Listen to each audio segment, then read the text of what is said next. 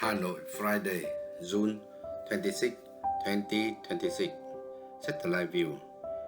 The storm has dissipated, but Vietnam's weather has hardly improved. Dry conditions continue. Looking at the satellite imagery, we can see a low pressure belt behaving like a giant exhaust pipe, continuously pushing clouds towards the Bering Strait and the Gulf of Alaska. Over the East Sea, the channeling circulation of the former storm, together with a tropical low pressure system, is pulling humid cloud from the Philippines into Vietnam East Sea, leaving the sky over the region mostly cloudy.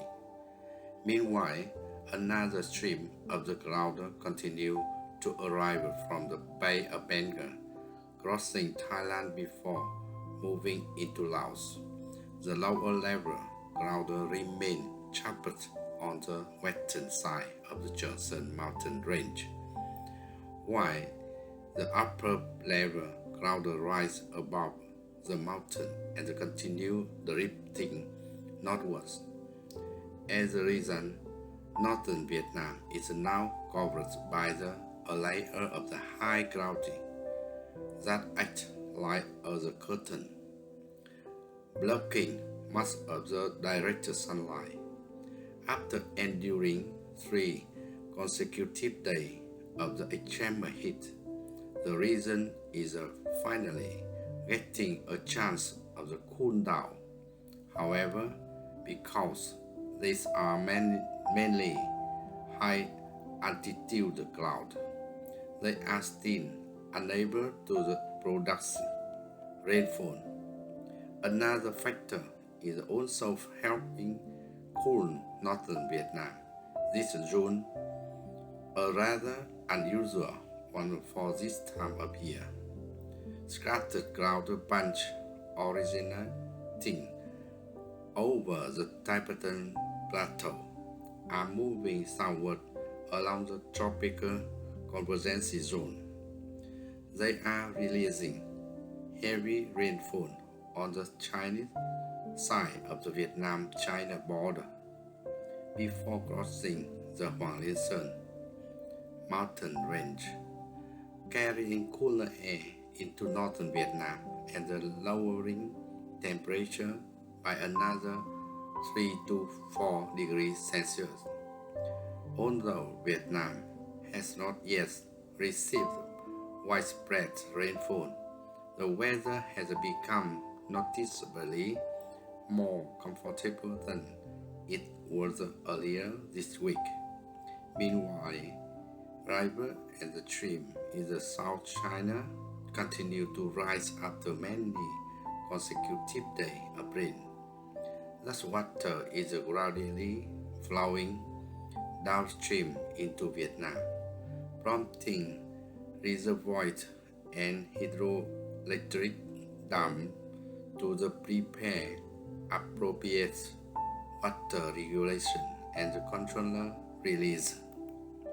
Weather radar warning of the location heat thunderstorm triggered by the current. Looking at the weather radar, we still do not see any cloud system large enough to bring widespread rainfall. Only a few local cloud clusters are developing over the northern mountain and the part of southeastern Vietnam. As these clouds encounter mountainous terrain, they may produce insulate shower and thunderstorm. At the same time, the storm circulation continues drawing much of the available moisture toward itself, leaving many areas from the Cao Bang and the Hà Giang all the way to the Cà Mau under intense sunshine.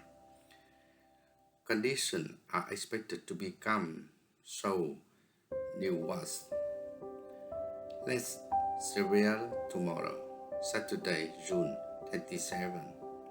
It is also worth noting that many parts of the country have not experienced a single widespread, long-lasting rainfall even during the past 2 weeks. Quick weather forecast: North Vietnam, 28 to 32 degrees Celsius, mostly sunny with a relatively few clouds. Daytime temperature remained warm as a driver downslope wind from the Vietnam and Laos border continued to strengthen. A few light showers and developed over the northern high mountain during the late afternoon and evening. Central Vietnam, 30 to 39 degrees Celsius, mostly sunny with intense heat. Riser downslope wind from the Vietnam-Laos border continue to dominate the daytime condition. A few isolated light showers may occur over mountainous areas towards the evening. Central Highland and the south of Vietnam, 29 to 35 degrees Celsius, hot and sunny during the day. Localized shower and thunderstorm may develop over some highland area late in the afternoon. Offshore islands Hoàng Sa, Trường Sa, and Phu Quoc belong to Vietnam, 28 to 33 degrees Celsius. Scattered shower and thunderstorm remain possible. Sea conditions are slightly rough around the Hoàng Sa and Trường Sa archipelagos. Was high are expected to rain between 1 to 2 meters. Water should remain alert of the water sport and the sudden strong wind gusts over the sea. Today perspective.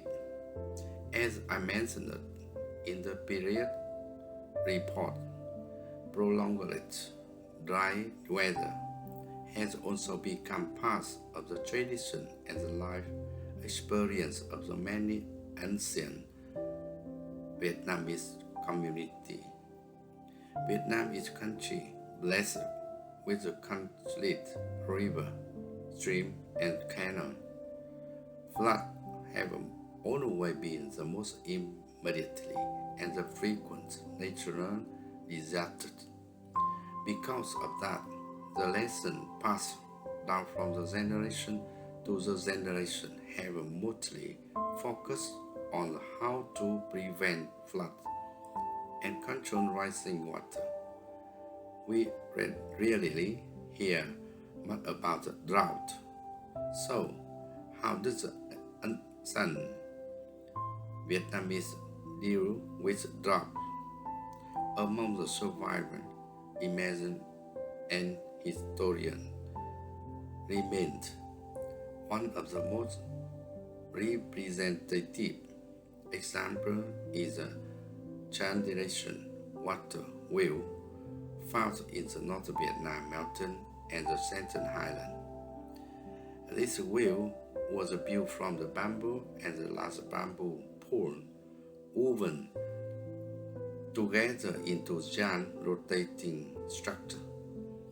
Powered only by the current of the stream, they lift water unfilled, allowing fields located far above the natural water source to be irrigated. Another remarkable invention is also closely connected with the water and, in many ways, with the drought itself, the terrace rice field. As you know, mountainous regions have very little flat land for farming. Water for irrigation is also extremely limited. The people living in the highland realize that if the rainwater simply follow down the mountainous side, they would never be able to grow enough crops. So they carve the insights into a area of the terrace. In the sense, this mountain community were already living with the drought long before weather became a factor. Their village stood in above the valleys, where water was enough for the daily life. But by transforming step inside into terrace, each layer becomes capable of the storing a shadow layer of the rainwater. Those terraces effectively become thousands of small natural reservoirs, providing the water needed to the cultivated rice. In other words, they had already discovered other practical way to store water naturally and overcome the challenges of the drought in their everyday life. Down in the lowland, the ancient Vietnamese developed another solution to carry water into dry farming region. They construct this and the immersion canal that diverts water from the major river into the distant field.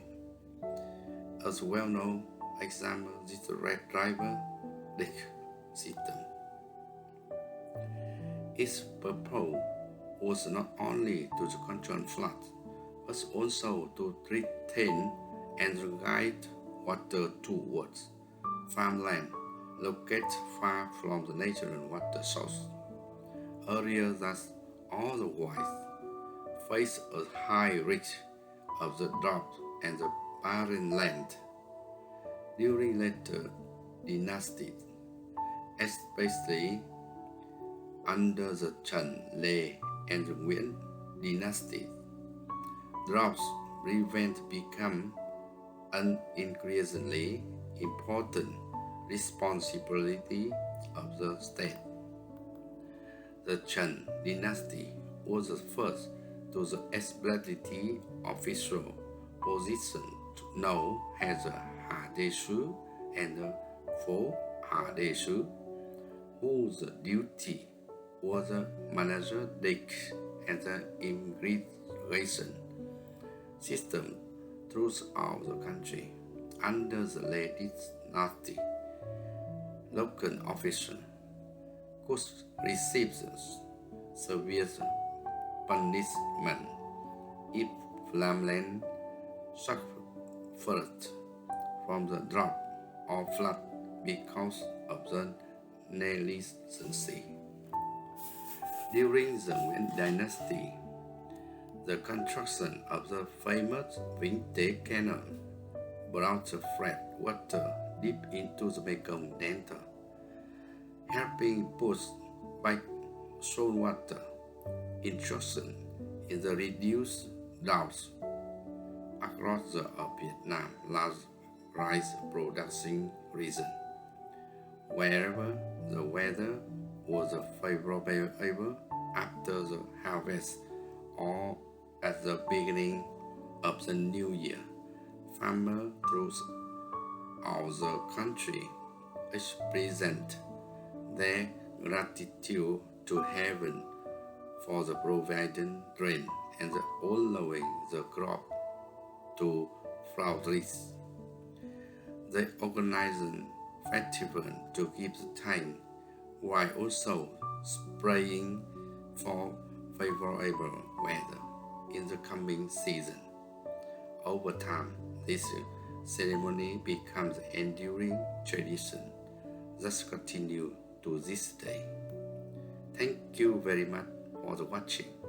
If you have any question about tomorrow weather, I would be truly grateful to hear from you, and it would be my pleasure to share my perspective with you. As always, this is simply my overview. See you again next time.